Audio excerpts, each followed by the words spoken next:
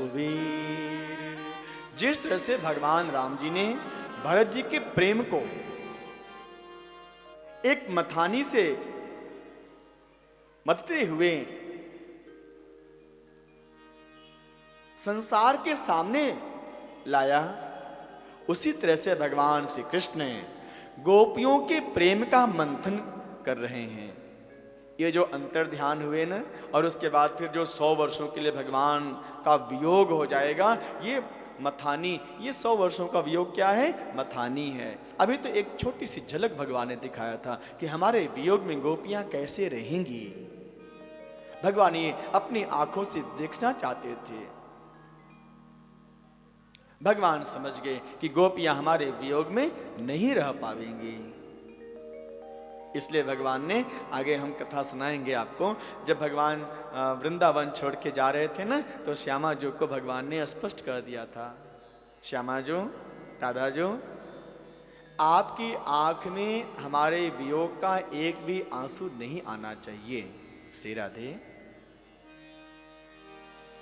आपको हमारे ब्रज की संभाल करनी पड़ेगी। राधा और कृष्ण एक ही हैं प्यारे। एक स्वरूप से भगवान श्याम सुंदर वृंदावन से बाहर चले गए, लेकिन दूसरे स्वरूप श्री राधा जी के रूप में भगवान वृंदावन में ही रहे प्यारे। ये कथा मैं प्रसंग के अनुसार बताऊंगा। तो भगवान आज गोपियों के प्रेम को देखना चाहते थे, इसलिए भगवान गोपियों के साथ नृत्य करते करते अंतर ध्यान हो गए थे, गायब हो गए थे। एक बात और भी है, भगवान जो ये महाराज कर रहे थे ना, तो ये महाराज क्यों कर रहे थे मालूम है? कामदेव के अभिमान को भी दूर करना था। कामदेव ने एक बार भगवान से युद्ध करने के लिए भगवान के सामने अपने आप को प्रस्तुत किया, तो भगवान ने कहा, भैया कामदेव ठीक है, हम आपसे युद्ध करेंगे।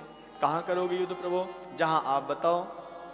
तो भगवान ने कहा, कामदेव आप निश्चय करो कि युद्ध कहाँ करना है। यदि मैं हार गया तो आप जो कहोगे हे कामदेव मैं वही करूंगा, लेकिन यदि तुम हार गए तो? तब कामदेव ने कहा, प्रभु यदि मुझे आप हरा देंगे तो इस पूरे ब्रह्मांड में सबसे सुंदर मैं नहीं बल्कि मैं स्वयं आपका दास बन जाऊंगा। सबसे सुंदर आप हो जाएंगे, श्याम सुंदर हो जाएंगे आप, और मैं आपका पुत्र बन के आऊंगा। आप हमारे बाप जी बन जाओगे, फिर हमारे पिता बन जाओगे। तो भगवान ने कहा ठीक है। कामदेव ने ही निश्चय किया था कि मुझे भगवान से युद्ध कहाँ करना है और कैसे करना है। तो कामदेव ने ये बताया था, प्रभु सबसे अधिक काम उत्पन्न करने वाला समय दिन में नहीं होता है, रात्रि में होता है। ठीक है, रात्रि के 12 बजे काम और सुबह दिन के 12 बजे भूख, यही दो वस्तुओं से सारा संसार ग्रसित है, काम और भूख। श्री राधे। तो कामदेव ने कहा ठीक है, हम रात्रि के 12 बजे आपसे युद्ध करेंगे। भगवान ने कहा ठीक है, लेकिन काम को उत्पन्न करने वाली सारी वस्तुएं होनी चाहिए। काम को उत्पन्न करने वाली कौन कौन सी वस्तु होती हैं? एक तो चंद्रमा, क्योंकि चंद्रमा मन का प्रतीक होता है। तो 16 कलाओं से युक्त चंद्रमा आकाश मंडल में होना चाहिए। चंद्रमा आकाश मंडल में 16 कलाओं से युक्त खिला हुआ था। रिमझिम बरसात भी होनी चाहिए, न ज्यादा ठंड न ज्यादा गर्मी। ठीक है प्रभु जी। भगवान श्री कृष्ण सब जो कामदेव बोल रहा है भगवान सब स्वीकार कर रहे हैं।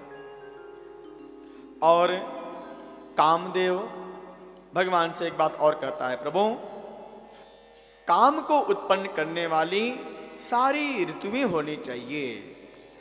तो शरद पूर्णिमा के अर्थात शरद ऋतु में ही अन्य 5 ऋतुएं भी आ गई हैं। कौन कौन सी ऋतु? शिशिर, हेमंत, बसंत, ग्रीष्म और वर्षा। मंद मंद सभी ऋतुएं आ गई हैं। और काम को विशेष रूप से उत्पन्न करने वाली असंख्य स्त्री होनी चाहिए, नारियां होनी चाहिए। भगवान ने कहा ठीक है, असंख्य गोपियां। काम युद्ध कर रहा था, लेकिन भगवान उसी समय गोपियों को, जिस समय काम अपने उत्कृष्ट सीमा पर पहुंचने वाला था, उसी समय भगवान कामदेव से युद्ध करते करते कामदेव को पराजित करते हुए स्वयं अंतर ध्यान हो गए, अर्थात काम पर विजय प्राप्त कर लिया भगवान ने और कामदेव हार गया प्यारे। इसीलिए आगे आने वाले समय में जब भगवान का विवाह होगा तो कामदेव भगवान के पुत्र प्रद्युम्न के रूप में आएंगे। तो कामदेव को भगवान ने हराने के लिए यह महारास किया था, कामदेव को भी, उसके अभिमान को भी दूर करना था। तो इस तरह से यह महारास की लीला सुखदेव भगवान राजा परीक्षित जी को प्रेम और भाव से श्रवण करवाते हैं।